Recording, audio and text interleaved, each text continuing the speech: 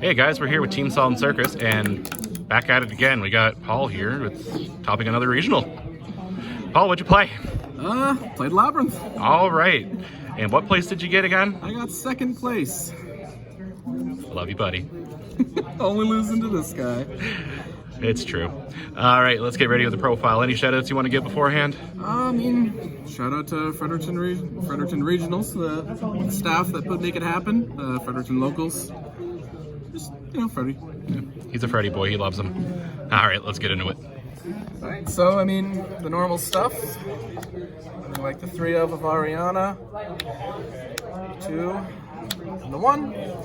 And then I did run the 1 of the Arias. I was pretty back and forth about it with most of my testing, but when you have it in your opening hand, it's just free extension, and then it can come up late game if they do decide to respond to some of your plays. But I'll have to do a little bit of testing in the future to see if that ends up staying in, to be honest.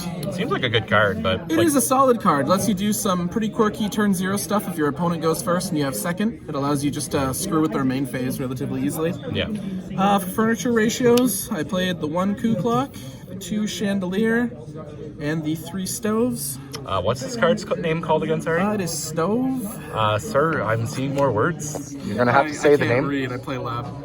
Okay, fair. So, honestly, it's just main engine. Like, Coup Clock is recurable every time you activate furniture, and you get the furniture back every time you decide to pop something with one of your traps, which they supply you in the process. So it's just free card advantage. Stogie Torby's best card.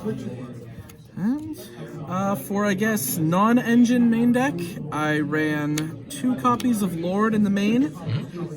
Excellent going into Unchained. If you go first and decide that you are just going to open that, they don't get Spell and Trap Destruction on their turn. And honestly, at some point, you don't even need to summon it. You just let it resolve throughout the entire turn. Then you just activate it again in your main phase, and then they're not allowed to do it again. And of course, 3 Fenrir, because... Fenrir is a card. It's Fenrir.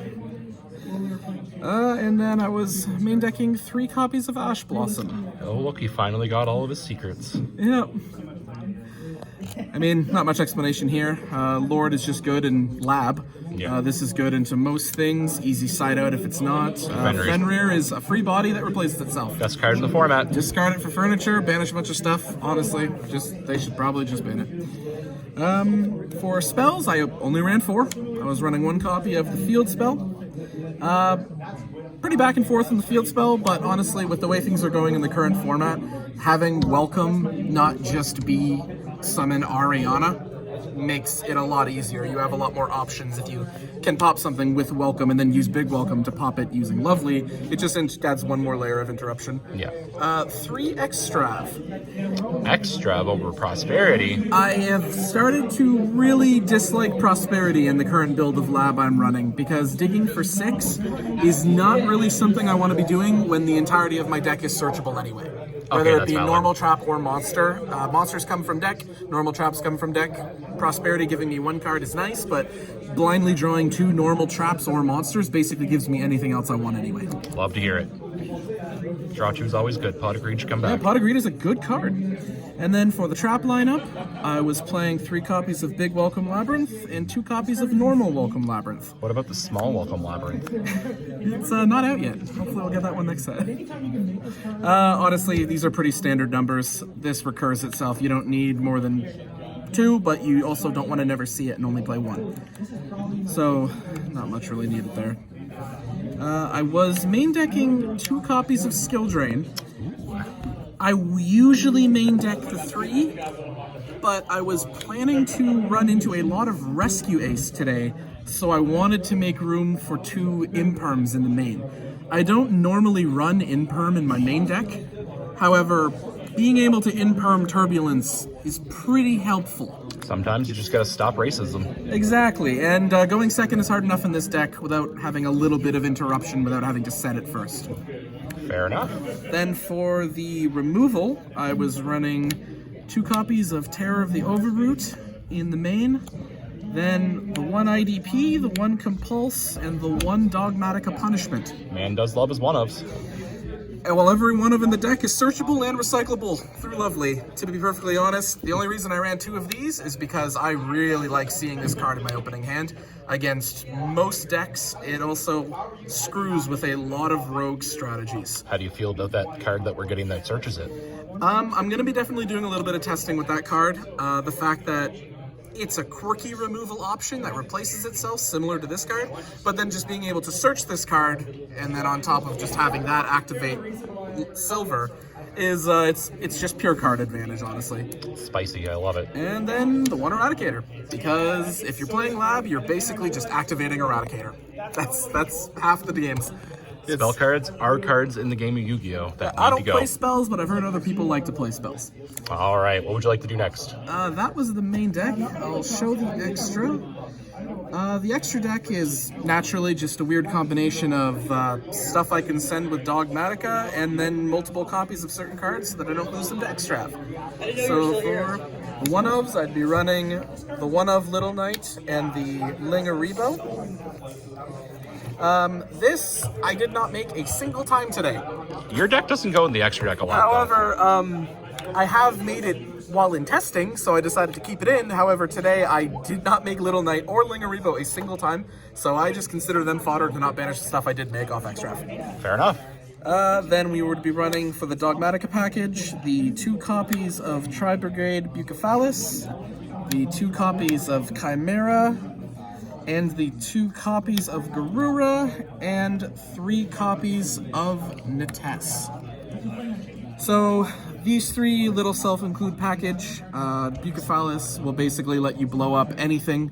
3500 is pretty good attack stats from what I hear. And then absolutely. Between recursion and drawing, honestly, you can't go wrong with either send. Nates is, as always, the MVP of the deck, so I run her as a 3-of because I cannot afford to lose all access for her for the 1 copy of Dogmatica Punishment I do run in the extra deck. Absolutely, Sorry, in the main deck. And then for cards I actually make, I was running 2 copies of Muckracker and 2 copies of Chaos Angel. Spicy, spicy. Muckracker, recursion, including recursion for Chaos Angel.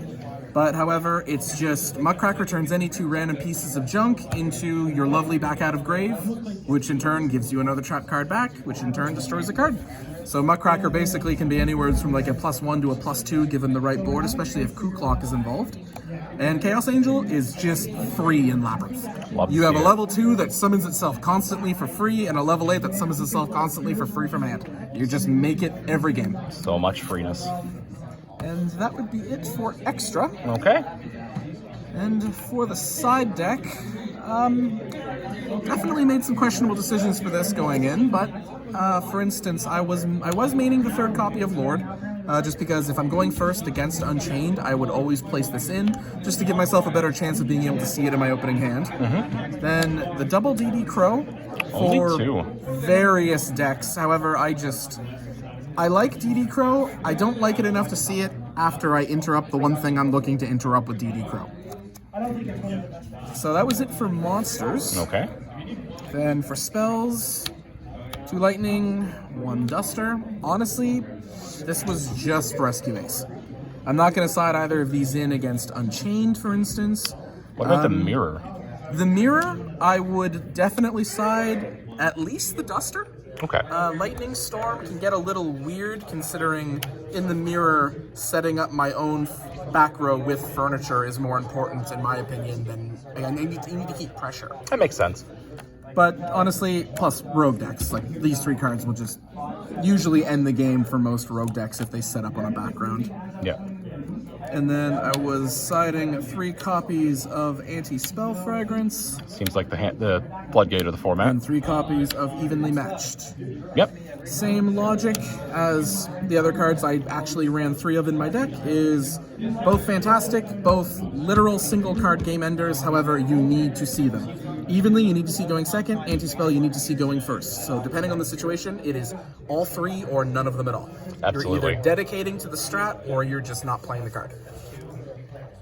And then I ran 3 one-of trap cards. I was running the 1 Dimensional Barrier, the 1 Karma Cannon, and the 1 Different Dimension Ground. Good old lady targets. Basically, any normal trap is accessible at any given moment you want in Labrynth, so Sword Soul, Tear Lament, anything that just relies on a single extra deck strategy, considering that you can activate this, basically shut their turn off, then during your main phase, just reset it and activate it again in their draw phase. This is a game ender on its own. I hate Pearly. I hate it a lot. So I will never take this card out of my side deck until I stop seeing Pearly for at least 6 months on any tournament whatsoever. And this is because a bunch of people constantly talking about Tyr made me really afraid of Tyr. So I needed this card while going first against them to basically give myself an entire turn of just not letting them play the game. Tyr's kind of mid anyway, you're fine. It's true. I mean, if you're not playing Lab, are you really playing competitively? That's kind of spicy take. What did you lose to last round? Vanquish Soul. Yeah. So yeah, that would basically be it. Anything else you'd like to add? Lab is not dead, no matter what people will tell you. Perfect. Well, appreciate you having you again here on the channel. We'll talk to you guys soon. Sounds good.